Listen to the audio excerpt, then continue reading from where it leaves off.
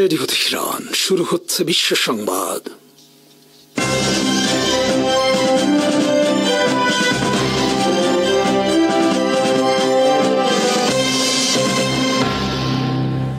শুরুতেই সংবাদ শিরোনাম। ড্রোন হামলার জন্য ইউক্রেনের বিরুদ্ধে প্রতিশোধ নেওয়া হবে, ট্রাম্পকে জানিয়েছেন পুতিন। মোদিকে নেতানিয়াহুর টেমু হিসেবে আখ্যায়িত পাকিস্তানের সামাজিক মাধ্যমে প্রশংসার বন্যা। যুক্তরাষ্ট্রের পরিবর্তে চীন থেকে জে-10 ফাইটার জেট কেনার ঘোষণা ইন্দোনেশিয়ার। ফিলিপাইনও বাতিল করতে যাচ্ছে যুক্তরাষ্ট্র থেকে যুদ্ধ বিমান কেনার চুক্তি। পাকিস্তানের আকাশ সীমা বন্ধ থাকায় ভারতের একটি বিমান সংস্থার ক্ষতি 8 বিলিয়ন রুপি। যুক্তরাষ্ট্রের প্রেসিডেন্ট ডোনাল্ড ট্রাম্প বুধবার টেলিফোনে কথা বলেছেন রাশিয়ার প্রেসিডেন্ট ভ্লাদিমির পুতিনের সাথে। পুতিন এ সময় ট্রাম্পকে বলেছেন তিনি রাশিয়ায় ইউক্রেনের ড্রোন হামলার উপযুক্ত জবাব দেবেন। ট্রাম্প তার ট্রুথ সোশ্যাল নামক এক সামাজিক যোগাযোগ মাধ্যমে এই তথ্য প্রকাশ করেছেন। দুই নেতার 75 মিনিট টেলিফোন আলাপের বিষয়ে ট্রাম্প লিখেছেন, আমাদের মধ্যে ভালো আলোচনা হয়েছে, তবে যুদ্ধ বন্ধ বা শান্তির আশু কোনো সম্ভাবনা নেই। সিএনএনের বিশ্লেষণে বলা হয়েছে, ট্রাম্প পুতিনকে ইউক্রেনে পাল্টা হামলা বন্ধ করার কোনো অনুরোধ করেননি, আবার রাশিয়ায় ইউক্রেনের দুঃসাহসিক হামলার জন্য আনন্দ প্রকাশও করেনি।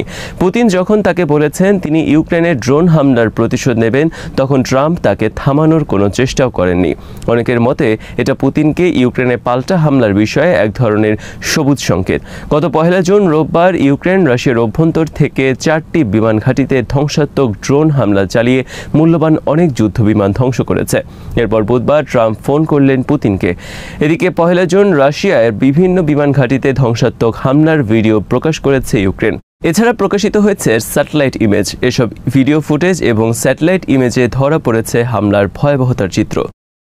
পাকিস্তানের আকাশসীমা বন্ধের কারণে ভারতের একটি বিমান সংস্থা গত 40 দিনে 8 বিলিয়ন রুপির লোকসান করেছে। এই সংস্থাটির নাম এয়ার ইন্ডিয়া। এয়ার ইন্ডিয়া ভারতের দ্বিতীয় বৃহত্তম বিমান সংস্থা। বুধবার সংস্থাটির পক্ষ থেকে লিখিত আকারে সরকারের কাছে জানানো হয়েছে এই তথ্য। সংস্থাটির পাঠানো চিঠিতে উদ্বেগ প্রকাশ করে বলা হয়েছে, সমস্যার আশু সমাধান না হলে সংস্থাটির অবস্থা আরও শোচনীয় পর্যায়ে পৌঁছাবে।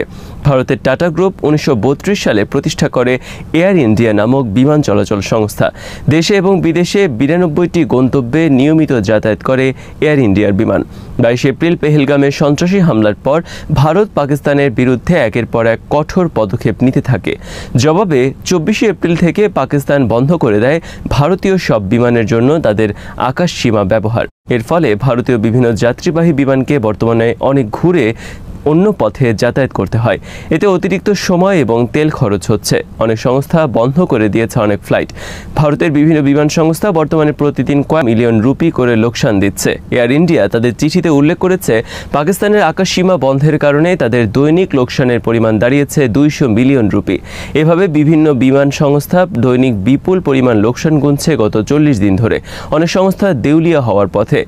এদিকে পাকিস্তানের প্রধানমন্ত্রী শাহবাজ শরীফ গত সপ্তাহে তুরস্ক, আজারবাইজান সহ 4টি দেশ সফরের পর বৃহস্পতিবার পৌঁছেছেন সৌদি আরব।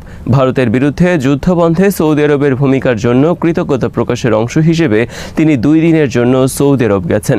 এ সময় দুই দেশের মধ্যে বাণিজ্য ও বিনিয়োগ বিষয়ে বেশ কিছু চুক্তি হবে বলে জানিয়েছে পাকিস্তান পররাষ্ট্র মন্ত্রণালয়। সফরে শাহবাজ শরীফের সাথে রয়েছে উচ্চ পর্যায়ের বাণিজ্যিক ও কূটনৈতিক প্রতিনিধি দল।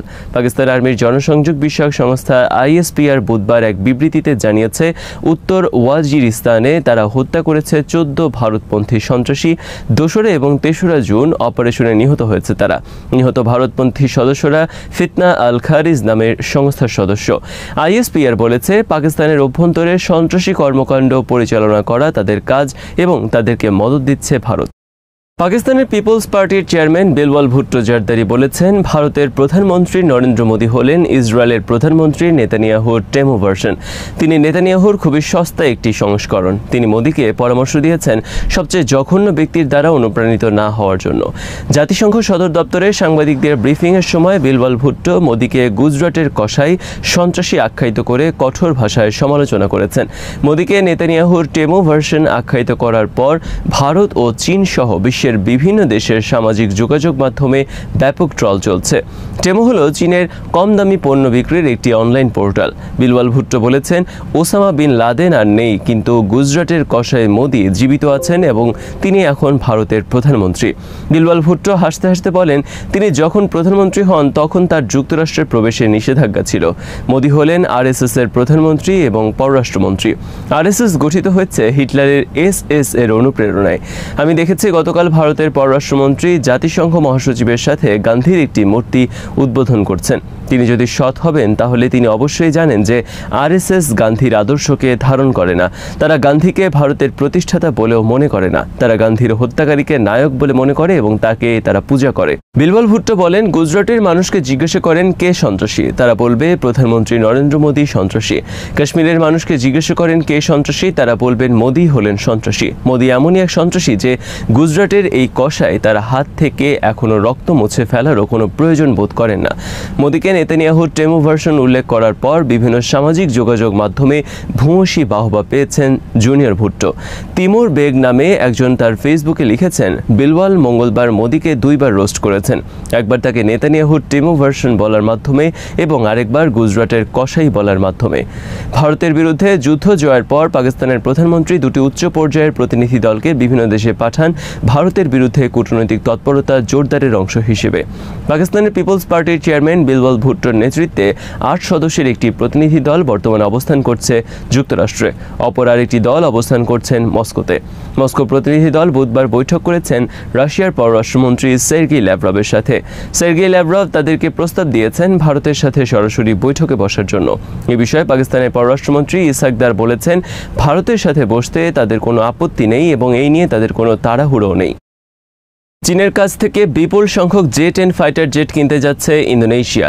ইন্দোনেশিয়ার উপপ্রতিরক্ষা মন্ত্রী সাবেক এয়ার মার্শাল দোনি তুফান্তো বুধবার এই ঘোষণা দিয়েছেন। দোনি বুধবার সাংবাদিকদের বলেন, আমরা চীন থেকে জে-10 ফাইটার জেট কেনার বিষয়ে আলোচনা শুরু করেছি। চীনের সাথেও আমার কথা হয়েছে, তারা আমাদেরকে রণতরী সহ অন্যান্য অস্ত্র কেনারও প্রস্তাব দিয়েছে। সম্প্রতি পাকিস্তানের কাছে থাকা জে-10 ফাইটার জেট ভারতের রেফালে ফাইটার জেটকে ভূপাতিত করায় আমরা চীন থেকে বিমান সংগ্রহ করতে আগ্রহ হয়েছি। ইন্দোনেশিয়া যুক্তরাষ্ট্র থেকে $8 বিলিয়ন ব্যয়ে 24টি F-15EX ফাইটার জেট কেনার জন্য 1 বছরের বেশি সময় ধরে আলোচনা করছে। এ বিষয়ে দোনি তুফান্তো বুধবার বলেন, F-15 ফাইটার জেট অনেক শক্তিশালী একটি যুদ্ধ বিমান, কিন্তু এগুলোর দাম অনেক বেশি। আমরা তাদের কাছ থেকে এই বিমান কিনব কি না সে বিষয়ে পুনরায় চিন্তা করে দেখব। দোনি বলেন, যুক্তরাষ্ট্রের F-15 এর তুলনায় চীনের জে-10 অনেক কম দাম, কিন্তু সেগুলো শক্তির তুলনায় F-15 এর চেয়ে কোনো অংশে কম নয়। তার প্রমাণ আমরা দেখেছি ভারত পাকিস্তান যুদ্ধের সময়। ইন্দোনেশিয়া 2022 সালে ফ্রান্সের সাথে চুক্তি করেছে $8 বিলিয়ন ব্যয়ে 42টি রাফালের যুদ্ধ বিমান কেনার। আগামী বছর ইন্দোনেশিয়া 6টি রাফালে ফাইটার জেট ডেলিভারি পাবার কথা। ফ্রান্স থেকে রাফালে ক্রয় নিয়ে দেশটিতে তীব্র বিতর্ক রয়েছে। ইন্দোনেশিয়ার কাছে এই বিমান সহ আরও অস্ত্র বিক্রির জন্য ফ্রান্সের প্রেসিডেন্ট ইমানুয়েল ম্যাক্রন ঘন ঘন ইন্দোনেশিয়া সফর করেছেন। সর্বশেষ গত সপ্তাহে তিনি জাকার্তা সফর করেন। এদিকে ফিলিপাইনও যুক্তরাষ্ট্রের কাছ থেকে $6 বিলিয়ন ব্যয়ে যুক্তরাষ্ট্র থেকে 20টি F-16 ফাইটার জেট কেনার সিদ্ধান্ত থেকে সরে এসেছে। গত এপ্রিল মাসে যুক্তরাষ্ট্রের পররাষ্ট্র মন্ত্রণালয় বা স্টেট ডিপার্টমেন্ট $6 বিলিয়ন ব্যয়ে ফিলিপাইনের কাছে 20টি F-16 ফাইটার জেট বিক্রির অনুমোদন দেয়। গত 2রা জুন সিঙ্গাপুরের প্রতিরক্ষা সম্মেলনে ফিলিপাইনের প্রতিরক্ষা মন্ত্রী গিলবার্তো তিয়াদোরা এই বিমান কেনার বিষয়ে তাদের অনীহার কথা প্রকাশ করেন। তবে কেন তারা সিদ্ধান্ত থেকে সরে আসতে চাচ্ছেন সে বিষয়ে কোনো কিছু পরিষ্কার করেননি তিনি। ট্রাম্পের বার্তা, খামেনির জবাব। আলোচনার টেবিলে নেই কোনো ভাব। ইরানের পথচলা নিজস্বই হবে, ভবিষ্যতের গতি কোন দিকে রবে? ইরানের সর্বোচ্চ ধর্মীয় নেতা আয়াতুল্লাহ আলী খামেনি স্পষ্ট জানিয়ে দিয়েছেন, ইরান তাদের ইউরেনিয়াম সমৃদ্ধকরণ কর্মসূচি চালিয়ে যাবে। যুক্তরাষ্ট্রের দেয়া নতুন পারমাণবিক চুক্তির প্রস্তাবকে তিনি প্রত্যাখ্যান করেছেন। খামেনি বলেছেন, যুক্তরাষ্ট্রের প্রস্তাব জাতির আত্মনির্ভরশীল চেতনা এবং আমরাও পারি নীতির সঙ্গে সাংঘর্ষিক। দশকের পর দশক ধরে ইরানের পারমাণবিক কর্মসূচি নিয়ে পশ্চিমা দেশগুলোর সঙ্গে তাদের বিরোধ চলে আসছে। তেহরানের পারমাণবিক কর্মসূচি নিয়ে একটি নতুন চুক্তি সই করার জন্য যুক্তরাষ্ট্র ও ইরান বেশ কয়েকবার আলোচনায় বসেছে। ওমানের মধ্যস্থতায় একটি নতুন প্রস্তাব ইরানকে দেয়া হয়। এরপর মাস্কাটে ইরানের পররাষ্ট্রমন্ত্রী আব্বাস আরাকচি এবং মার্কিন প্রেসিডেন্ট ডোনাল্ড ট্রাম্পের মধ্যপ্রাচ্য বিষয়ক দূত স্টিভ উইটকফের মধ্যে দফায় দফায় আলোচনা হয়। বার্তা সংস্থা রয়টার্স জানিয়েছে, দুই পক্ষের মধ্যে 5 রাউন্ড আলোচনার পরও বেশ কিছু ইস্যুতে মতানৈক্য রয়ে গেছে। এই মতানৈক্যের মূল কারণ হলো ইউরেনিয়াম সমৃদ্ধকরণ। তেহরান জোর দিয়ে বলছে তারা তাদের দেশে ইউরেনিয়াম সমৃদ্ধকরণ অব্যাহত রাখবে, এমনকি তাদের কাছে থাকা উচ্চমাত্রার সমৃদ্ধ ইউরেনিয়াম অন্য দেশে পাঠিয়ে দেওয়ার প্রস্তাবও তারা মানছে না। পশ্চিমা দেশগুলো আশঙ্কা করছে ইরান যেভাবে ইউরেনিয়াম সমৃদ্ধকরণ চালিয়ে যাচ্ছে তাতে তারা দ্রুতই পারমাণবিক অস্ত্র বানানোর মতো ইউরেনিয়াম পেয়ে যেতে পারে। তবে ইরান সবসময় বলে আসছে তাদের পরমাণু অস্ত্র বানানোর কোনো লক্ষ্য নেই। তাদের এই কর্মসূচি পুরোপুরি শান্তিপূর্ণ। ইরানের সব বিষয়ে খামেনির সিদ্ধান্তই চূড়ান্ত। বুধবারের ভাষণে তিনি যুক্তরাষ্ট্রের প্রস্তাবকে জাতির স্বার্থের শতভাগ বিরোধী বলে মন্তব্য করেছেন। তিনি বলেন, আমেরিকানরা যে প্রস্তাব দিয়েছে তা আমাদের স্বার্থের 100 ভাগ বিরুদ্ধে। উদ্ধত ও অহংকারী মার্কিন নেতারা বারবার আমাদের পারমাণবিক কর্মসূচি থাকতে পারবে না এমনটা চেয়ে যাচ্ছে। ইরান ইউরেনিয়াম সমৃদ্ধ করবে কি করবে না তা নির্ধারণ করার তোমরা কে? খামেনি আরো বলেন, ইরানের পরমাণু কর্মসূচির ক্ষেত্রে ইউরেনিয়াম সমৃদ্ধকরণ অত্যন্ত গুরুত্বপূর্ণ এবং শত্রুরা এখন এদিকেই নজর দিচ্ছে। তার মতে ইউরেনিয়াম সমৃদ্ধকরণ ইরানের পারমাণবিক কর্মসূচির মূল চাবিকাঠি। আমেরিকার এই বিষয়ে কিছু বলার অধিকার নেই। এপ্রিল মাস থেকে যুক্তরাষ্ট্র ও ইরান 5 দফা আলোচনা করেছে, কিন্তু এখন পর্যন্ত কোনো সমঝোতা হয়নি। টেলিভিশন সম্প্রচারিত এক ভাষণে খামেনি বলেন, মার্কিন প্রস্তাব শতভাগ 1979 সালের ইসলামী বিপ্লবের আদর্শের পরিপন্থী। ট্রাম্প ঘোষণা দিয়েছিলেন তার প্রশাসন কোনো ধরনের ইউরেনিয়াম সমৃদ্ধকরণের অনুমতি দেবে না, কিন্তু তেহরান জোর দিয়ে বলেছে এটি তাদের অধিকার। খামেনির ভাষণে উঠে এসেছে এক চমকপ্রদ যুক্তি। তিনি বলেন, আমাদের যদি 100টি পারমাণবিক বিদ্যুৎ কেন্দ্র থাকে কিন্তু জ্বালানি উৎপাদনের সক্ষমতা না থাকে তাহলে সেগুলোর কোনো কার্যকারিতা থাকবে না। তিনি আরো বলেন, আমরা যদি নিজেরা এই জ্বালানি তৈরি করতে না পারি তাহলে বাধ্য হয়ে আমেরিকার কাছে যেতে হবে, যেখানে তারা ডজন খানেক শর্ত আরোপ করতে পারে। এই কথাগুলো ইরানের আত্মনির্ভরশীলতার ইচ্ছাকেই তুলে ধরে। তাহলে কি হতে যাচ্ছে? খামেনির এই কঠোর অবস্থান স্পষ্ট করে দিয়েছে যে ইরান তাদের পারমাণবিক কর্মসূচির একটি গুরুত্বপূর্ণ অংশ থেকে সরে আসতে প্রস্তুত হয়। যুক্তরাষ্ট্রের সঙ্গে তাদের মতানৈক্য আরো গভীর হচ্ছে, যা একটি নতুন পারমাণবিক চুক্তির সম্ভাবনাকে আরো অনিশ্চিত করে তুলছে। সামনের দিনগুলোতে এই বিরোধ কোন দিকে মোড় নেয় সেটাই এখন দেখার বিষয়।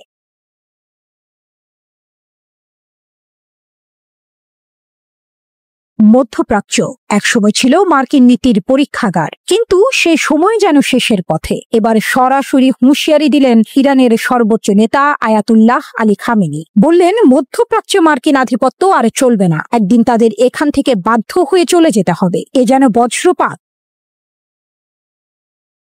17 মে তেহরানে এক বিশাল সমাবেশে দাঁড়িয়ে খামেনি জানান, আমেরিকা শুধু অস্ত্র বিক্রি করতেই এই অঞ্চলে এসেছে। তারা চায় উপসাগরীয় দেশগুলো সবসময় তাদের উপর নির্ভরশীল থাকুক, কিন্তু এই অঞ্চলের মানুষের জেগে ওঠা তাদের প্রতিরোধী একদিন আমেরিকাকে বিতাড়িত করবে। এই বক্তব্যের পেছনে আছে মার্কিন প্রেসিডেন্ট ডোনাল্ড ট্রাম্পের সাম্প্রতিক মধ্যপ্রাচ্য সফর। সৌদি আরব, কাতার ও সংযুক্ত আরব আমিরাতে ট্রাম্প কোটি কোটি ডলারের অস্ত্র বিক্রি করেছেন। আর সেই সফরেই ইরানের বিরুদ্ধে দিয়েছেন একের পর এক হুমকি, তেল রপ্তানি বন্ধ করে দেওয়ার হুমকিও দিয়েছেন। কিন্তু খামেনির জবাব ছিল চরম ব্যঙ্গাত্মক। বললেন, ট্রাম্পের বক্তব্য এতটাই নিচু স্তরের যে সেগুলো আমেরিকান জাতির জন্য লজ্জার। এমন মন্তব্যের জবাব দেওয়ারও দরকার নেই। তার মতে ট্রাম্পের মুখে মধু আর অন্তরে বিষ।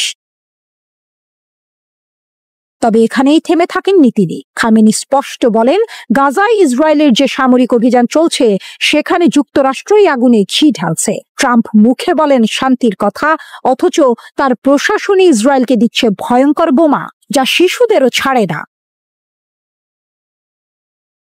তার ভাষায়, তারা যেখানে চায় সেখানে আগুন লাগায়, নিজেদের সশস্ত্র গোষ্ঠীগুলোকে দিয়ে গোটা অঞ্চলকে অস্থির করে তোলে। ইসরায়েলের ব্যাপারে তিনি ছিলেন আরো কঠোর। বললেন, এই অঞ্চলে যুদ্ধ আর অস্থিরতার মূল উৎস ইহুদিবাদী শাসন। এটি এক ভয়ঙ্কর ক্যান্সার, যাকে একদিন নিশ্চিহ্ন করতেই হবে। আরো এক মোড়, প্রেসিডেন্ট পেজেশকিয়ানের হুঙ্কার। ইরানের প্রেসিডেন্ট মাসুদ পেজেশকিয়ানও চুপ ছিলেন না। ট্রাম্পের শান্তির বার্তাকে তিনি সরাসরি বললেন ভণ্ডামি। বললেন, একদিকে শান্তির কথা বলেন, অন্যদিকে আমাদের ওপর চাপিয়ে দেন গণহত্যার উন্নত অস্ত্র। আমরা কোনটাকে বিশ্বাস করব?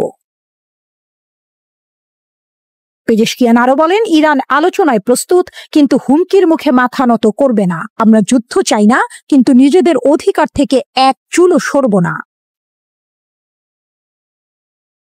পারমাণবিক ইস্যুতেও দৃঢ় তেহরান। মার্কিন প্রেসিডেন্ট দাবি করেন তারা নাকি ইরানকে পারমাণবিক কর্মসূচি নিয়ে প্রস্তাব দিয়েছে, কিন্তু ইরানের পররাষ্ট্রমন্ত্রী আব্বাস আরাঘচি স্পষ্ট বলেন, আমরা এমন কোনো প্রস্তাব পাইনি। তিনি জানান, ইরান কখনোই শান্তিপূর্ণ ইউরেনিয়াম সমৃদ্ধকরণের অধিকার ছাড়বে না। আরাঘচির অভিযোগ, আমেরিকা তাদের অবস্থান বারবার বদলায়, নতুন নতুন শর্ত আরোপ করে আলোচনা শুধু দীর্ঘায়িত করছে। এই মনোভাব একেবারেই অগ্রহণযোগ্য। শেষ কথা, এই অঞ্চল আর দাস থাকবে না। তেহরান থেকে স্পষ্ট বার্তা, এই অঞ্চল মুক্ত হবে, জনগণের প্রতিরোধ, রাজনৈতিক চেতনা এবং নতুন জাগরণের ঢেউ একসময় আমেরিকার দখলদারিত্ব ভাসিয়ে নিয়ে যাবে। মধ্যপ্রাচ্য আর আগের মতো থাকবে না। আমেরিকার আধিপত্যের সময় কি তবে ফুরিয়ে এসেছে?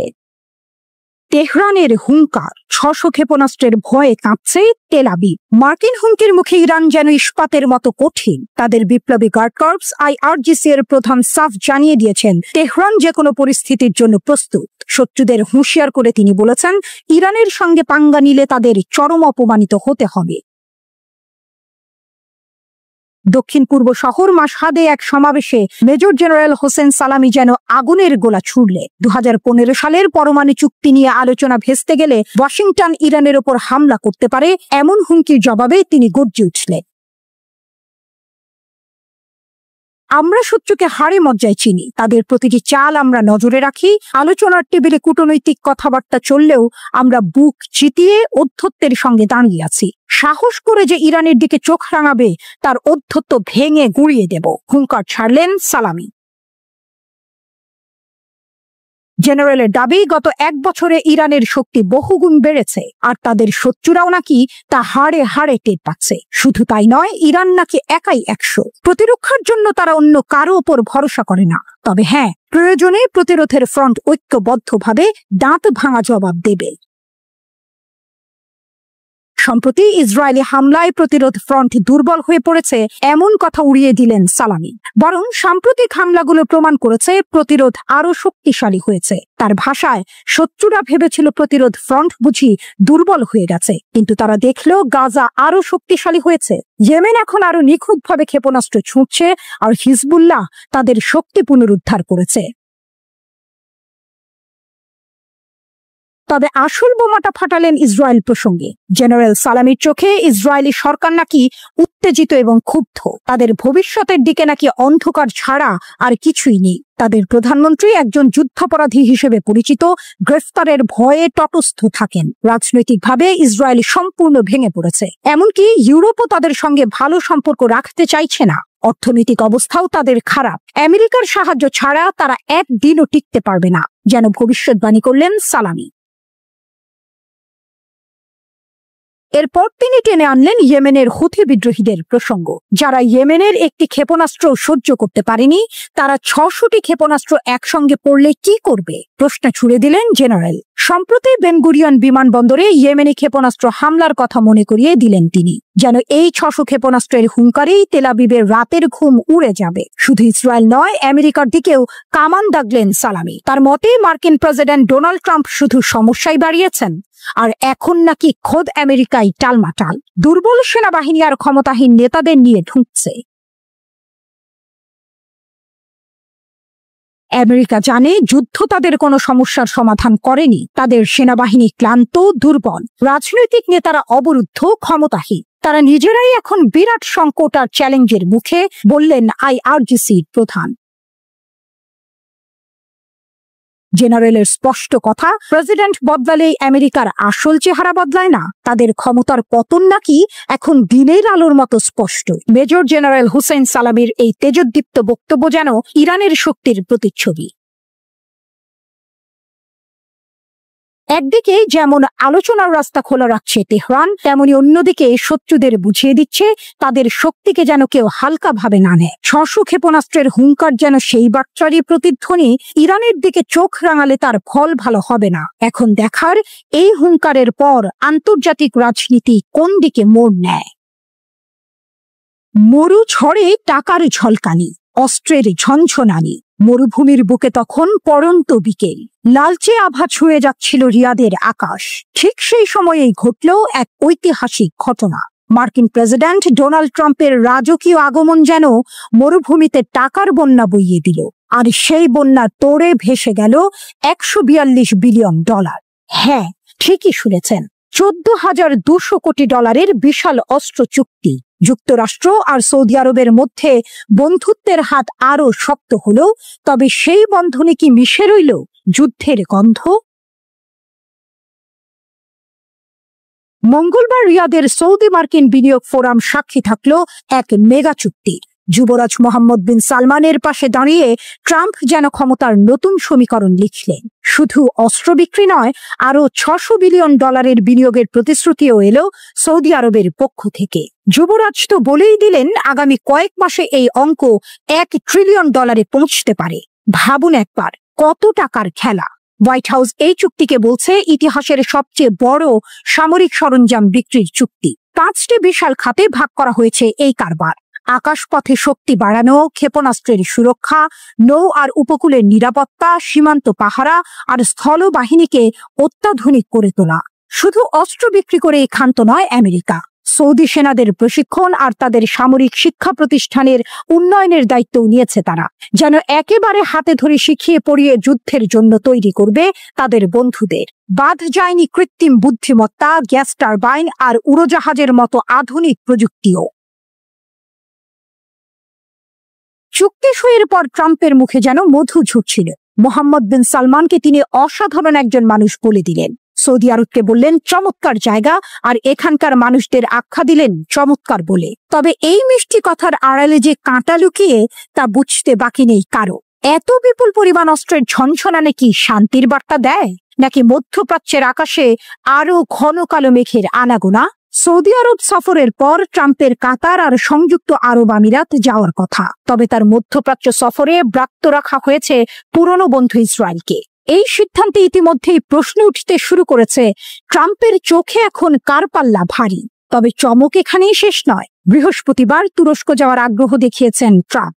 তার নাকি ইচ্ছে ইউক্রেন যুদ্ধ থামাতে ইস্তাম্বুলে রাশিয়া আর ইউক্রেনের বৈঠকে মধ্যস্থতা করবেন। জানুয়ারিতে ক্ষমতায় বসার পর থেকেই নাকি তিনি এই যুদ্ধ থামানোর জন্য মরিয়া। তবে কি অস্ত্রের ব্যবসার পাশাপাশি শান্তির দূত হতে চাইছেন ট্রাম্প? এই টুইস্ট কিন্তু বেশ ইন্টারেস্টিং। তবে মধ্যপ্রাচ্য সফরে ইরানের পারমাণবিক প্রকল্প নিয়ে যে আলোচনা হবে, সে কথা ট্রাম্প আগেই জানিয়ে দিয়েছেন। কিছুদিন আগেই ওমানের মাস্কাটে আমেরিকা আর ইরানের প্রতিনিধিদের মধ্যে এ নিয়ে বৈঠকও হয়েছে। আর ট্রাম্পের হুঁশিয়ারি, কূটনৈতিক পথে সমাধান না হলে সামরিক পদক্ষেপ নিতেও নাকি তিনি পিছপা হবেন না। একদিকে এত বিশাল অস্ত্রের চুক্তি, অন্যদিকে যুদ্ধের হুঙ্কার। মধ্যপ্রাচ্যের পরিস্থিতি যেন এক আগ্নেয়গিরির উপর দাঁড়িয়ে। অন্যদিকে এই চুক্তির ফলে আমেরিকার অর্থনীতি যে চাঙ্গা হবে, তাতে কোনো সন্দেহ নেই। সৌদি আরব তো এমনিতেই আমেরিকার অস্ত্রের সবচেয়ে বড় খদ্দের। তবে প্রশ্ন উঠছে, এই বিপুল পরিমাণ অস্ত্র শেষ পর্যন্ত কোথায় ব্যবহার হবে? ইয়েমেনের রক্তক্ষয়ী যুদ্ধ কি আরো দীর্ঘায়িত হবে, নাকি এই অস্ত্র মধ্যপ্রাচ্যের ক্ষমতার ভারসাম্যে নতুন কোনো পরিবর্তন আনবে? 2018 সালে সাংবাদিক জামাল খাশোগি হত্যাকাণ্ড নিয়ে যখন আমেরিকা আর সৌদি আরবের সম্পর্কে চিড় ধরেছিল, তখন অনেকেই ভেবেছিলেন বুঝি সব শেষ। এমনকি বাইডেনও প্রেসিডেন্ট পদপ্রার্থী থাকার সময় সৌদি আরবকে একঘরে করার কথা বলেছিলেন। কিন্তু ক্ষমতার সমীকরণ বড়ই অদ্ভুত। পুরনো তিক্ততা ভুলে গিয়ে আবার হাতে হাত মিলিয়েছে দুই দেশ। গত বছর থেকেই ফের সৌদি আরবে ধ্বংসাত্মক অস্ত্র বিক্রি শুরু করেছে আমেরিকা। আর এবার ট্রাম্পের হাত ধরে সেই বন্ধুত্ব যেন আরো গাঢ় করল। ট্রাম্পের ভাষায় যুক্তরাষ্ট্র সৌদি আরব আজ তাদের সম্পর্ক আগের যে কোনো সময়ের চেয়ে আরো বেশি শক্তিশালী করার পদক্ষেপ নিয়েছে। তবে এই শক্তিশালী বন্ধন মধ্যপ্রাচ্যের জন্য কতটা শক্তি বয়ে আনবে, সেটাই এখন দেখার। গাজাবাসীর ভবিষ্যৎ নিয়েও ট্রাম্প কথা বলেছেন বটে। সিরিয়ার উপর থেকে নিষেধাজ্ঞা তুলে নেওয়ার ঘোষণা দিয়েছেন। ইরানের সঙ্গেও নাকি চুক্তি করতে চান। কিন্তু এত সব কথার মাঝে অস্ত্রের ঝনঝনানি যেন অন্য সুর শোনাচ্ছে। মোট কথা, ডোনাল্ড ট্রাম্পের সৌদি আরব সফর যেন এক নতুন দিগন্ত উন্মোচন করল। টাকার পাহাড় আর অস্ত্রের সম্ভার নিয়ে দুই দেশের বন্ধুত্ব আরো মজবুত হলো। তবে এই বন্ধুত্বের পরিণতি কি হবে? মধ্যপ্রাচ্যের আকাশে শান্তি নামবে?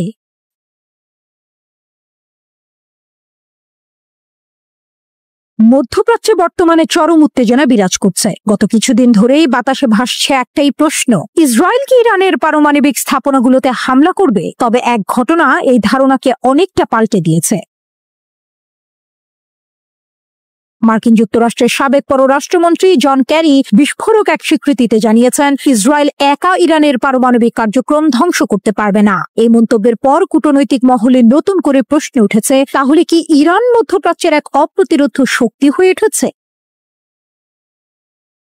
জন ক্যারির বিস্ফোরক স্বীকারোক্তি। ইসরায়েলের একলা চলনীতি কি অচল? CNN-কে দেয়া এক সাক্ষাৎকারে সাবেক মার্কিন পররাষ্ট্রমন্ত্রী জন ক্যারি সাফ জানিয়ে দিয়েছেন, ইসরায়েলের পক্ষে একার ক্ষমতায় ইরানের পারমাণবিক কার্যক্রম পুরোপুরি ধ্বংস করা সম্ভব নয়। তার কথায় ইসরায়েল হয়তো কিছু ক্ষতি করতে পারে, এমনকি সেই ক্ষতি বেশ বড়ও হতে পারে, কিন্তু ইরানের পারমাণবিক প্রোগ্রামকে একেবারে মুছে ফেলার ক্ষমতা তাদের নেই। বরং ন্যূনতম কোনো ক্ষতি হলেও তা গোটা অঞ্চলকে আরো বড় বিপদের মুখে ঠেলে দেবে। বেহের নিউজের এক প্রতিবেদনে এই তথ্য উঠে এসেছে। বিশ্লেষকরা মনে করছেন, ক্যারির এই বক্তব্য একদিকে যেমন ইসরায়েলের জন্য এক স্পষ্ট চপেটাঘাত, অন্যদিকে তা ইঙ্গিত করছে মধ্যপ্রাচ্যে ইরানের সামরিক ও কূটনৈতিক দৃঢ়তা এখন এক নতুন স্তরে পৌঁছেছে। তেল আবিব বেশ কিছুদিন ধরেই ইরানে হামলার হুমকি দিয়ে যাচ্ছে, আর এই হুমকির মধ্যেই রোমে অনুষ্ঠিত হলো ইরান ও যুক্তরাষ্ট্রের মধ্যে ৫ম দফার পরোক্ষ পরমাণু আলোচনা। আগের ৪ দফার মতো এবারও ইরানের পক্ষ থেকে বৈঠকে নেতৃত্ব দেন পররাষ্ট্রমন্ত্রী আব্বাস আরাকচি। যুক্তরাষ্ট্রের প্রতিনিধি হিসেবে ছিলেন মার্কিন প্রেসিডেন্ট ডোনাল্ড ট্রাম্পের আঞ্চলিক দূত স্টিভ উইটকফ। ইরানের পররাষ্ট্র মন্ত্রণালয়ের মুখপাত্র ইসমাইল বাঘাই তার এক্স অ্যাকাউন্টে লিখেছেন, এই আলোচনায় ইরানের নীতিগত অবস্থান খুব স্পষ্ট এবং শক্তভাবে তুলে ধরা হয়েছে। আলোচনা হয়েছে পেশাদার ও শান্ত পরিবেশে। বাঘাইয়ের মন্তব্য থেকে স্পষ্ট বোঝা যায়, যখন এক পক্ষ আগ্রাসনের হুমকি দিচ্ছে, তখন ইরান দেখাচ্ছে এক পরিপক্ক কূটনৈতিক অবস্থান। ওমানের মধ্যস্থতা, শান্তির কি কোনো সুযোগ আছে? যুক্তরাষ্ট্র ও ইরানের এই পরমাণু আলোচনায় মধ্যস্থতাকারী হিসেবে এবারও ছিলেন ওমানের পররাষ্ট্রমন্ত্রী। প্রথম থেকেই এই পরোক্ষ আলোচনায় তিনি গুরুত্বপূর্ণ ভূমিকা রেখেছেন। বিশেষ করে ৫ম দফার আলোচনায় ওমানের পররাষ্ট্রমন্ত্রী কিছু সমাধানের প্রস্তাব উত্থাপন করেছেন, যা এখন দুই পক্ষই বিস্তারিতভাবে পর্যালোচনা করছে।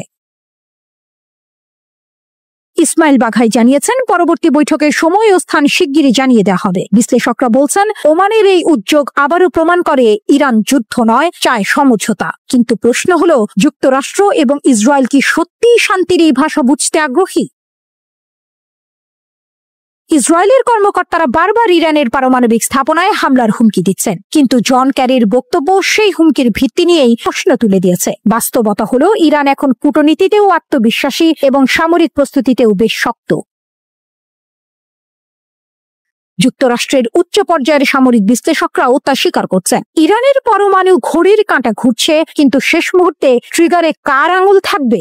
ইসরায়েল, যুক্তরাষ্ট্র নাকি ইরানের? যুদ্ধ না শান্তি? এই মুহূর্তের ভবিষ্যৎ নির্ভর করছে তেহরানের উপর নয়, বরং তেল আবিব আর ওয়াশিংটনের বাস্তবতাবোধের ওপর। শত্রুর ঘুম কেড়ে নিচ্ছে ইরানের আকাশ প্রতিরক্ষা ব্যবস্থা। যুদ্ধ হলে ক্ষতি হবে ধারণার থেকেও বহুগুণ বেশি। ইরানের শত্রুদের জন্য সময়টা ভালো যাচ্ছে না, কারণ ইরান জেগে উঠেছে, আর জেগে ওঠা মানেই শত্রুর কপালে দুঃস্বপ্নের কালো মেঘ।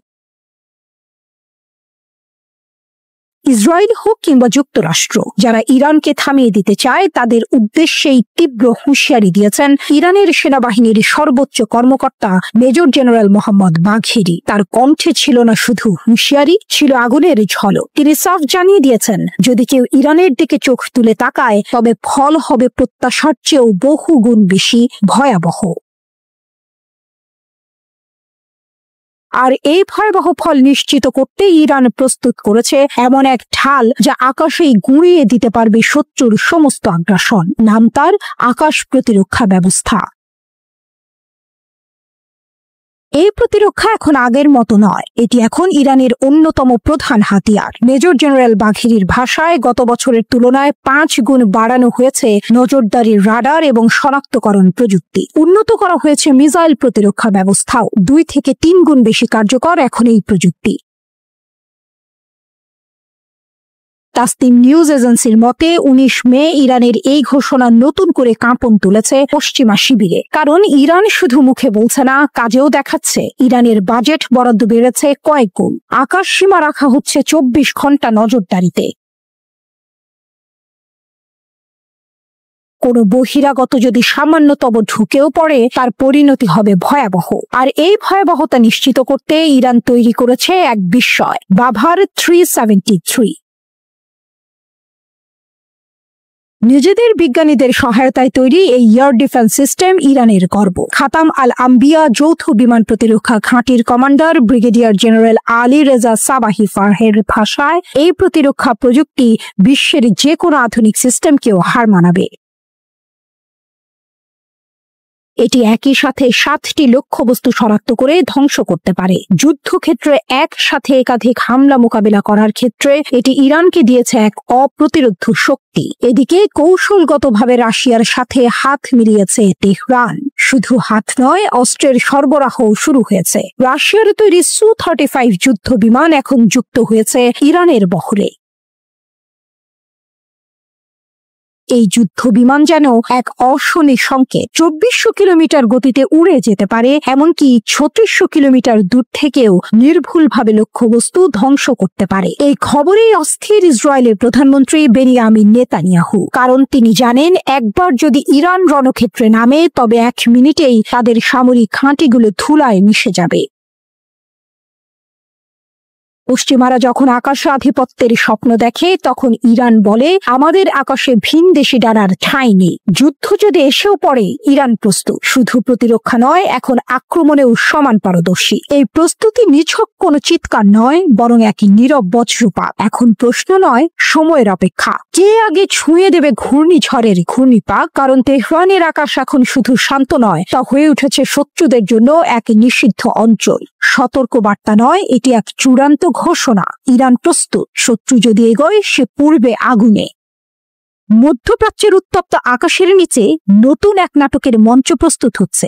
ইরানের রাজনৈতিক দাবার চালে মার্কিন যুক্তরাষ্ট্র কি এবার রণনীতির ভুল চাল দিয়েছে?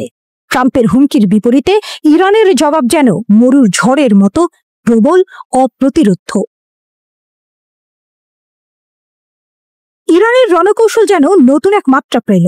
3টি উপসাগরীয় দ্বীপ, গ্রেটার টুন, লেজার টুন এবং আবু মুসা, এই 3 সেতুবন্ধনে ইরানের নতুন ক্ষেপণাস্ত্র প্রতিরক্ষা ব্যবস্থা মোতায়েনের ঘোষণা কাঁপিয়ে দিল বিশ্ব রাজনীতি। স্পুটনিক জানিয়েছে, এই ব্যবস্থা মোতায়েনের ফলে ইরান পুরো পূর্ব উপসাগরে আকাশ এবং উপকূলীয় নিরাপত্তা নিশ্চিত করতে পারবে। আমরা ৬০০ কিলোমিটারের মধ্যে শত্রুর ঘাঁটি, জাহাজ এবং অস্ত্রাগার ধ্বংস করতে সক্ষম, গর্জে উঠলেন আইআরজিসি নৌবাহিনীর প্রধান তাংসিরি। তার কণ্ঠস্বরে দৃঢ়তা, প্রত্যয়। কূটনৈতিক আলোচনার ঘেরাটোপ ভেদ করে ইরান যেন যুদ্ধক্ষেত্রেই তাদের বক্তব্য পেশ করতে চাইছে। প্রতিবেদনে বলা হয়েছে, ইরান বাবার 373, S-300, খোরদাদ 15 অথবা কাদের সিস্টেমের মতো উন্নত প্রতিরক্ষা ব্যবস্থা মোতায়েন করেছে। সাথে রয়েছে আবু মাহদি এবং খালিজ ফার্সের মতো ভয়ঙ্কর জাহাজ বিধ্বংসী ক্ষেপণাস্ত্র। 1971 সাল থেকে এই দ্বীপগুলোর মালিকানা নিয়ে সংযুক্ত আরব আমিরাতের দাবি থাকলেও ইরান এখানে তাদের উপস্থিতি আরো মজবুত করে তুলেছে। 2024 সালের সেপ্টেম্বরে আইআরজিসি ঘোষণা করেছিল, তারা দ্বীপগুলোর প্রতিরক্ষা আরো সম্প্রসারিত করবে। এখন তা বাস্তবে রূপ নিল। এই নাটকীয় পদক্ষেপ এমন এক সময় এলো যখন ইয়েমেনের বিদ্রোহীদের সঙ্গে মার্কিন যুক্তরাষ্ট্রের সংঘর্ষ নতুন পর্যায়ে পৌঁছেছে। ওয়াশিংটনের অবিরাম হামলার পরও ইয়েমেনের সামরিক বাহিনী নত হয়নি, বরং আরো দুঃসাহসী হয়ে তারা ইসরায়েলের ওপর নতুন করে আক্রমণ শুরু করেছে। এরই মধ্যে ট্রাম্প ইরানকে পারমাণবিক আলোচনার জন্য চাপ দিতে চিঠি পাঠিয়েছেন। ইরানের প্রতিক্রিয়া ছিল ব্যর্থহীন। তারা এই চিঠিকে হুমকি হিসেবে দেখলেও এর মধ্যে কূটনৈতিক সম্ভাবনার ইঙ্গিত পেয়েছে। হুমকি আমাদের কোথাও নিয়ে যাবে না, জানিয়ে দিলেন ইরানের সর্বোচ্চ নেতা। তার কণ্ঠে ছিল একরকম বিদ্রুপ, একরকম দৃঢ় প্রত্যয়। যদি তারা কোনো ধ্বংসাত্মক কিছু করতে চায়, তবে তাদের কঠোর চড় খেতে হবে। ট্রাম্পের মধ্যপ্রাচ্য বিষয়ক দূত অবশ্য চেষ্টা করেছেন উত্তেজনা প্রশমিত করতে। তিনি দাবি করেছেন, এই চিঠি ছিল ইরানের প্রতি আস্থা স্থাপনের একটি প্রচেষ্টা, হুমকি নয়। কিন্তু মধ্যপ্রাচ্যের বাতাস বলছে অন্য কথা। এখানে বিশ্বাস অর্জনের জন্য শুধু কথার নয়, শক্তিরও প্রয়োজন। আর ইরান সেই বার্তা স্পষ্ট করে দিয়েছে, তাদের শক্তির ছায়া 600 কিলোমিটার দূর পর্যন্ত বিস্তৃত। এই নতুন কৌশল কি মার্কিন যুক্তরাষ্ট্রের পরিকল্পনাকে ব্যাহত করবে? সংযুক্ত আরব আমিরাত কি এবার এই দ্বীপপুঞ্জ নিয়ে নতুন করে কূটনৈতিক লড়াই শুরু করবে? সিনেমার মতো এক নাটকীয় মঞ্চ, পৃথিবীর কাঁপন ধরানো এক দ্বন্দ্বের মঞ্চ প্রস্তুত। রাশিয়ার প্রেসিডেন্ট ভ্লাদিমির পুতিন কি নায়ক না নীরব পর্যবেক্ষক? তার উপস্থিতি কি ঘটনার মোড় ঘোরাবে নাকি আগুনে ঘি ঢালবে? প্রশ্নগুলো বাতাসে ভাসছে, উত্তপ্ত রাজনীতির অলিন্দে ঘূর্ণিঝড়ের পূর্বাভাস দিচ্ছে। যুক্তরাষ্ট্র ইরান সম্ভাব্য যুদ্ধে কি ভ্লাদিমির পুতিনের গ্র্যান্ড এন্ট্রি? এই যেন এক ধ্রুপদী দ্বন্দ্ব। একদিকে যুক্তরাষ্ট্র, যার চোখে ইরান একটি পারমাণবিক হুমকি, অন্যদিকে রাশিয়া, যে চায় না মধ্যপ্রাচ্যের মানচিত্রে আরেকটি অগ্নিগর্ভ অধ্যায় যুক্ত হোক। ভয়েস অফ মস্কো এবার যেন সরাসরি ওয়াশিংটনকে হুঁশিয়ারি দিয়ে বলেছে, থামো, যুদ্ধের দামামা বাজিও না, পরিণতি হবে বিপর্যয়কর। ইরানে আক্রমণ করো না, নয়তো আমেরিকার প্রতি রাশিয়ার কঠোর হুঁশিয়ারি। একদিক থেকে ইউক্রেন যুদ্ধের কুঞ্চিত ভ্রু, অন্যদিকে মধ্যপ্রাচ্যে নতুন সংকট। যুক্তরাষ্ট্র ও রাশিয়ার মধ্যে চলমান টানাপোড়েন আরো তীব্র রূপ নিচ্ছে। এই মুহূর্তে রাশিয়ার জন্য এটি কেবল একটি কূটনৈতিক বার্তা নয়, বরং ক্ষমতার মঞ্চে একটি শক্ত অবস্থান প্রতিষ্ঠার কৌশল। কিন্তু প্রশ্ন হলো, যুক্তরাষ্ট্রকে এই হুঁশিয়ারিকে গুরুত্ব দেবে? রাশিয়া আমেরিকার বিরুদ্ধে কি নতুন ফ্রন্ট খুলবে? আমেরিকা ইরানের পারমাণবিক স্থাপনায় হামলা চালালে বিপর্যয়কর পরিণতির বিষয়ে সতর্ক করেছে রাশিয়া। মস্কো জানিয়েছে, ইরানের উপর যে কোনো আক্রমণ সমগ্র অঞ্চলকে অস্থিতিশীল করতে পারে এবং উত্তেজনা আরো বাড়িয়ে তুলতে পারে। মার্কিন প্রেসিডেন্ট ইরানের পারমাণবিক কর্মসূচি নিয়ে বোমা হামলার হুমকি দেওয়ার পর এই হুঁশিয়ারি দেওয়া হয়েছে। রাশিয়ার উপপররাষ্ট্রমন্ত্রী সের্গেই রিয়াবকভ মার্কিন হুমকিকে অনুপযুক্ত বলে সমালোচনা করেছেন। রিয়াবকভ বলেছেন, ওয়াশিংটন আলটিমেটামের মাধ্যমে তেহরানের উপর তার ইচ্ছা চাপিয়ে দেওয়ার চেষ্টা করছে। হুমকির কথা শোনা যাচ্ছে, আলটিমেটামও শোনা যাচ্ছে। আমরা এই ধরনের পদ্ধতিগুলোকে অনুপযুক্ত বলে মনে করি, আমরা তাদের নিন্দা করি এবং আমরা মনে করি এটি ইরানের উপর নিজস্ব ইচ্ছা চাপিয়ে দেওয়ার একটি উপায়। যদিও এখনো সময় আছে, যুক্তিসঙ্গত ভিত্তিতে একটি চুক্তিতে পৌঁছানোর চেষ্টা করার জন্য আমাদের প্রচেষ্টা দ্বিগুণ করা উচিত। ওয়াশিংটন, তেহরান এবং যারা এতে আগ্রহী তাদের সকলকে তারা ভালো পরিষেবা প্রদান করতে প্রস্তুত রাশিয়া। ট্রাম্প বলেছেন যে ইরান যদি একমত না হয় তাহলে তারা অভূতপূর্ব সামরিক পদক্ষেপের মুখোমুখি হবে। আমেরিকা ইরান পারমাণবিক চুক্তি থেকে বেরিয়ে এসেছে, তেহরানের উপর পুনরায় নিষেধাজ্ঞা আরোপ করেছে। ইরান বলেছে যে তার পারমাণবিক কর্মসূচি কেবল শান্তিপূর্ণ জ্বালানির উদ্দেশ্যে। ট্রাম্প বারবার ইরানকে সতর্ক করে দিয়েছেন যে তারা যদি তা মেনে না নেয় তবে তার কঠোর পরিণতি হবে। ওয়াশিংটন তেহরানের বিরুদ্ধে পারমাণবিক অস্ত্র তৈরির অভিযোগ করেছে, যা ইরান দৃঢ়ভাবে অস্বীকার করে। ইরানের সাথে ক্রমবর্ধমান উত্তেজনার মধ্যে আমেরিকা এই অঞ্চলে B-2 বোমারু বিমান মোতায়েন করেছে। মস্কোর আশঙ্কা, মার্কিন হামলা অন্যান্য দেশগুলোকে জড়িত করে আরো বিস্তৃত সংঘাতের সূত্রপাত করতে পারে। আকাশের গর্জন, মরুভূমির প্রতিধ্বনি, আরব ভূমিতে যেন বাজতে চলেছে যুদ্ধের সুর। মার্কিন ইরান সংঘর্ষ কি এখনই হতে পারে? ইতিহাসের পাতায় আরেকটি নাটকীয় অধ্যায় যোগ হতে চলেছে কি? এই মুহূর্তে তেহরান তার এক বিশাল বিস্ময়ের ঝাঁপি খুলে দিয়েছে। চমকে উঠেছে গোটা বিশ্ব। মার্কিন প্রেসিডেন্ট ডোনাল্ড ট্রাম্প যখন বোমারু বিমান মোতায়েনের নির্দেশ দেন, তখন ইরান তার জবাব দিতে দেরি করেনি। এক চুপি চুপি কিন্তু ঐতিহাসিক মুহূর্তে তারা রাডার স্থাপন করে ফেলেছে। আর ঠিক সেই সময়ে ক্যামেরায় ধরা পড়ে ভয়ঙ্কর দৃশ্য। IRGC পারস্য উপসাগর এবং তাবরিজের কাছে গাদির রাডার সিস্টেম বসিয়ে দিয়েছে। এ যেন তলোয়ার আর ঢালের মুখোমুখি অবস্থান। একদিকে ট্রাম্পের শ্বাসরোধকারী হুমকি, অন্যদিকে তেহরানের নিঃশব্দ প্রস্তুতি। আসন্ন যুদ্ধের পূর্বাভাস যেন ঘনিয়ে আসছে। Bulgarianmilitary.com রিপোর্ট করছে, সম্ভাব্য মার্কিন হামলার আশঙ্কায় ইরানি সেনাবাহিনী একটি গুরুত্বপূর্ণ পদক্ষেপ নিয়েছে। গুগল ম্যাপ ও গুগল আর্থের স্যাটেলাইট ছবি বলছে তাবরিজ এবং উপসাগরীয় উপকূলে গাদির সিস্টেম স্থাপন নিশ্চিত। এই গাদির রাডার শুধু প্রযুক্তি নয়, ইরানের আত্মরক্ষার প্রতীক। স্টিলথ যুদ্ধ বিমান, ক্ষেপণাস্ত্র, এমনকি ছোট UAV, কিছুই গোপন থাকে না এর চোখ থেকে। ব্যালিস্টিক ক্ষেপণাস্ত্র শনাক্ত করতে পারে 1100 কিলোমিটার দূর থেকে, আর বিমান 600 কিলোমিটার দূরের শব্দও শুনতে পায় এই দানবীয় রাডার। আর উচ্চতা 300 কিলোমিটার পর্যন্ত নজরে রাখে প্রতিটি সম্ভাব্য আক্রমণ। ইলেকট্রনিক যুদ্ধ। IRGC বলে আমাদের রাডার সহজে ভাঙে না, হারায় না সংকেত, তাকে পরাজিত করা কঠিন। এই মুহূর্তে গোটা বিশ্বের নজর যেন এক বিন্দুতে। তেহরানের শির দাঁড়া যেন আরো শক্ত হয়েছে। আন্তর্জাতিক চাপ উপেক্ষা করে ইরান যেভাবে সামরিক সক্ষমতা বৃদ্ধি করছে তাতে মাথা ব্যথা বেড়েছে ওয়াশিংটন এবং তেল আবিব, দুই শক্তিধর রাজধানীতেই। এই নাটকের পটভূমিতে নতুন মোড়। স্যাটেলাইট ছবিতে ধরা পড়েছে 6টি B-2 স্পিরিট বোমার বিমান মোতায়েন ডিয়েগো গার্সিয়ায় মার্কিন ঘাঁটিতে, যেখান থেকে কয়েক মিনিটেই ইরান বা ইয়েমেনে বোমা বর্ষণ সম্ভব। আরও জানা গেছে C-17 কার্গো বিমানের বিশাল বাহিনী প্রস্তুত রাখা হয়েছে। ট্রাম্প সরাসরি হুঁশিয়ারি দিয়েছেন, নতুন পারমাণবিক চুক্তি না হলে ইরানি স্থাপনায় আঘাত আসবে। এই মুহূর্তে যেন টাইমার শুরু হয়ে গেছে। একটা ভুল বোতাম চাপলেই ধ্বংসের সুর বাজবে। আর যদি সংঘর্ষ বাঁধে তবে তা শুধু দুই দেশের নয়, গোটা অঞ্চলের ভাগ্যকে নাড়িয়ে দেবে। এ যেন এক মহারণের প্রতীক্ষা। এক পাশে আমেরিকার প্রযুক্তি ও আগ্রাসন, অন্য পাশে তেহরানের গর্ব আর প্রতিরোধ। মধ্যপ্রাচ্যের আকাশে কি তবে আরেকবার দাউ দাউ আগুনের ছায়া, নাকি শেষ মুহূর্তে আসবে কূটনীতির করুণাময় হাত?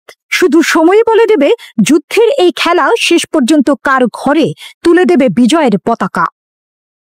রাতের স্তব্ধতায় এক অজানা আগুনের আগমনী সুর বাজে। মরুপ্রান্তরে নিঃশব্দে শ্বাস ফেলে ইতিহাস, আর এক অবোঘ প্রতিজ্ঞায় উদিত হয় তেহরান। এখানে খাতাম আল আম্বিয়া কেন্দ্রীয় সদর দফতরে ইরানের সশস্ত্র বাহিনীর শীর্ষ পদে আসীন এক শীর্ষ কর্মকর্তা উচ্চারণ করলেন এমন শব্দ যা ভবিষ্যতের শিরা উপশিরায় রক্তের মতো প্রবাহিত হবে।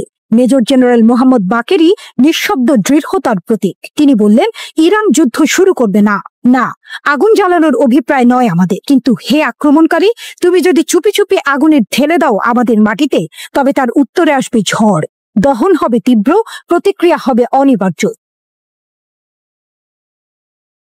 তিনি ঘোষণা করলেন, ইরানের কৌশল স্বপ্ন দেখার, স্বপ্নের পথে এগিয়ে যাওয়ার, নিজের স্বার্থ রক্ষায় অটল থাকা, প্রতিটি পদক্ষেপে সাবলীল অগ্রযাত্রা নিশ্চিত করা, এই তার রাষ্ট্র দর্শনের ভিত্তি। তার এই ঘোষণায় ধ্বনিত হলো এক বেদনা ঘন সত্য, ইরান যুদ্ধ চায় না, তবে দমন পীড়নের বিরুদ্ধে মাথা নত করবে না। ইরানের প্রতি ট্রাম্পের 12ই মার্চের চিঠি সম্পর্কে শীর্ষ জেনারেল উল্লেখ করেছেন, মার্কিন প্রেসিডেন্ট ইসলামিক বিপ্লবের নেতা আয়াতুল্লাহ সাইয়েদ আলী খামেনির কাছ থেকে উপযুক্ত প্রতিক্রিয়া পেয়েছেন।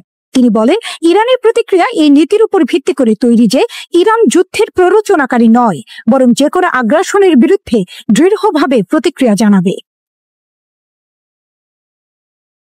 জেনারেল বাকেরি পুনর্ব্যক্ত করেছেন যে ইরান এই অঞ্চলে শান্তি ও স্থিতিশীলতা চায়, পারমাণবিক অস্ত্র চাইছে না এবং মার্কিন যুক্তরাষ্ট্রের সাথে সরাসরি আলোচনায় অংশ নেবে না। তবে নেতার প্রতিক্রিয়া স্পষ্ট করে দিয়েছে যে অতীতের আলোচনায় মার্কিন যুক্তরাষ্ট্র সবচেয়ে অবিশ্বস্ত এবং অবিশ্বস্ত পক্ষ ছিল এবং আমেরিকার ওপর কোনো আস্থা অবশিষ্ট নেই, তিনি উল্লেখ করেছে। তিনি জোর দিয়ে বলেছেন যে ইসলামী প্রজাতন্ত্রের একমাত্র কৌশল হলো তার স্বার্থ রক্ষা করা, অগ্রগতি অনুসরণ করা এবং তার কাঙ্ক্ষিত দিগন্তের দিকে এগিয়ে যাওয়া। জেনারেল বাকেরি শত্রুর দুর্বলতার দিকেও ইঙ্গিত করে বলেছেন যে ট্রু প্রমিস অপারেশনের মাধ্যমে ইরান ইসরায়েলি সরকারের ক্ষমতা এবং দুর্বলতাগুলি পুরোপুরি পরীক্ষা করেছে। আমরা অতীতের অভিজ্ঞতা, আমাদের শক্তি এবং দুর্বলতাগুলির বিশ্লেষণ এবং নেতার নির্দেশের উপর ভিত্তি করে সশস্ত্র বাহিনীর জন্য পরিকল্পনা সাবধানে প্রণয়ন করেছি, তিনি আরো যোগ করেন। বাকেরি গাজা উপত্যকা ইসরায়েলি অপরাধ এবং বর্বরতার বিষয়ে আন্তর্জাতিক মানবাধিকার সংস্থাগুলির নীরবতা এবং দ্বিমুখী নীতির নিন্দা করেছেন। আমেরিকা এবং ইউরোপীয় দেশগুলির দৃঢ় সমর্থনে ইহুদিবাদী সরকার কর্তৃক গাজা ও লেবাননে নিরীহ মানুষ হত্যা এবং তাদের ঘর বাড়ি ধ্বংস অব্যাহত রয়েছে। তিনি বলেন, এ এক যুদ্ধের প্রাক্কাল, মাঠে এখনো বাঁশি বাজেনি, কিন্তু খেলোয়াড়েরা প্রস্তুত। তেহরান যেন বলছে, আমরা শুরু করব না, কিন্তু যদি শুরু করো তুমি, তবে শেষটা লিখবই আগুন, আর সাক্ষী থাকবে ইতিহাস। শ্রোতা, বিশ্ব সংবাদে এই ছিল আমাদের সর্বশেষ আয়োজন। সঙ্গে থাকার জন্য আপনাদের সবাইকে অসংখ্য ধন্যবাদ।